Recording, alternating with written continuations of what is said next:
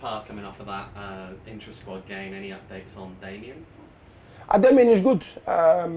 Obviously, he's been training very well, but we're going to lose him for a couple of weeks. And just the squad as a whole in terms of injuries, where are you guys at? We're very good where we're at, so we're very happy. Obviously, it's been very good, but it's still 2 weeks before we start, so I don't want to jinx ourselves, but we're in a very good place. You guys have on Friday. You guys finish preseason. How have you seen preseason go as a whole, though, in general, for the growth of the team and just building chemistry? I think it's been unbelievable, the team bonding, but also maturity that is in this group and how they hold themselves accountable. How they are good with their responsibilities. And looking to get better. And the biggest part for me was the maturity that they're showing right now as a group and as one. And every day looking to get better. So for us as coaches, technical staff, we're very happy with where they are and their growth. None of them are coming in feeling bigger than who they are, and that goes, with the Rafa who sets the tone, to Jayton who's 15 years old, holding also the older guys. JP being magnificent. Everybody has absolutely brought what we asked of them. Yeah, and a follow-up. You guys start regular season next Saturday against San Antonio away. How ready do you see them, just for the regular season now? Our boys, San Antonio. Your boys, of course. I think we're in a very good place. We're in a great place. So for me, I'm just looking to see the continuation of what we're doing so far. There's nothing else to change besides now you're playing for points. But again, the mindset has to be the same. Attack every training every day, because it's an everyday thing. We cannot look too much forward. Yeah, the game will be on Saturday, but the most important thing is what you're gonna do leading up to the week. And then the outcome is the outcome. That is something that is not in our hands per se, but how we prepare ourselves and the effort and the mentality, that is what we control, and that's what you're looking to get out of the boys. And with the quality we have, I'm looking for a good result. What do you think was the biggest improvement if you take the Vegas game and then going into the intra-squad? What do you think was the biggest improvement you saw between those two games from the boys? Well, at the Vegas game, I don't think we utilized the spaces that was there for us to utilize. And I think in the inter-squad game, just only that, during the week of that as well, how they trained and how they implement what we were asking them of. I think they did it, but also in the inter-squad, they did it. So the progression has been good. For these 5.5 or 6.5 weeks, that is almost there. We're working on certain details which we're seeing them improve on and getting better on, and that also comes down to the details that Vikram, who works with the forward, give them. Daniel, who works with the midfield, give them, and Corey and I working with the back line. So it's been a constant reminders, but also themselves, which is for me is very important as players, recognizing, what we're good at, what we can improve. And when players take charge on that and that responsibility and accountability, the growth accelerates quicker.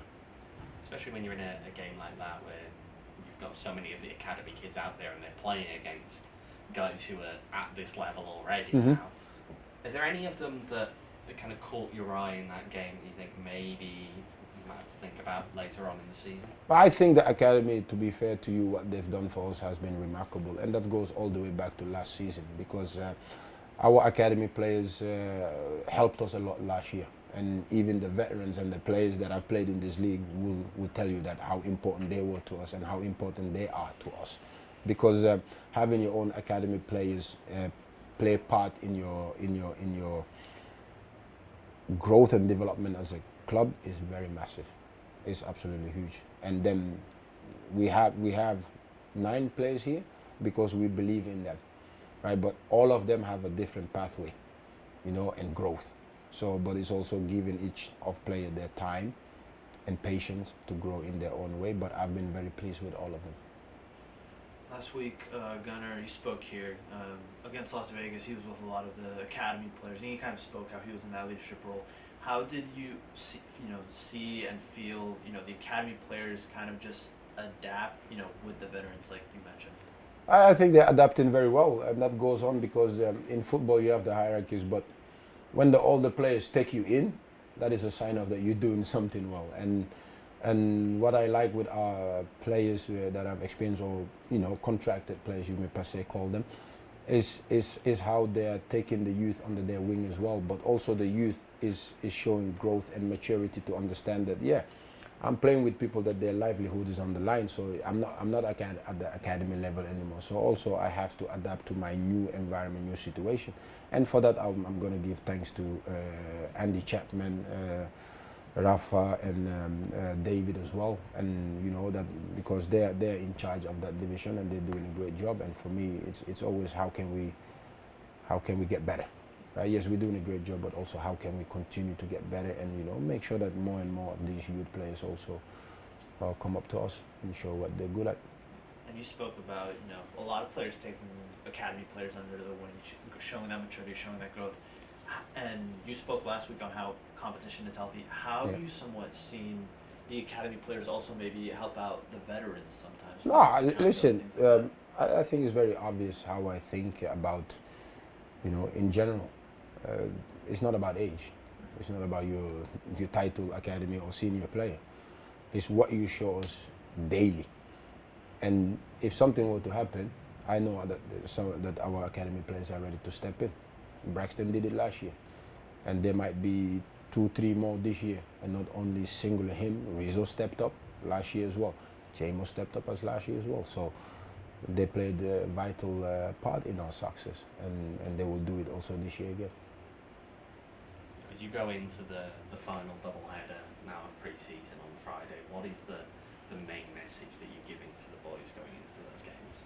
Well, nothing changes with the messaging or how we approach the game. You play the game to win, but also you play to showcase your ability, the things that we worked on. That's what you want to see, right? And that's what we're looking to see. But we're in a very good place with the boys, and it's for them also to enjoy the game of football because that's what it is as well. Spoke there about obviously enjoying football and how the message never changes. Is there maybe a little bit of element of let your football do the talking when it comes into those preseason games? Of course, that's it. But also you try to develop chemistry. You try to develop competition amongst the boys. So and the game is the biggest competition that you can be part of. So once the whistle goes, show us, and they do it.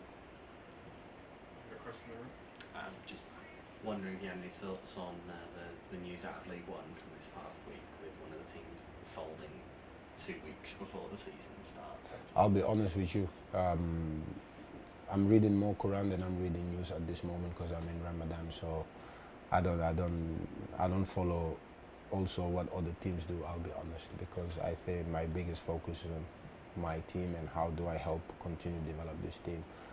What other teams do or what it is out of my control. So yeah, I don't focus too much on those things.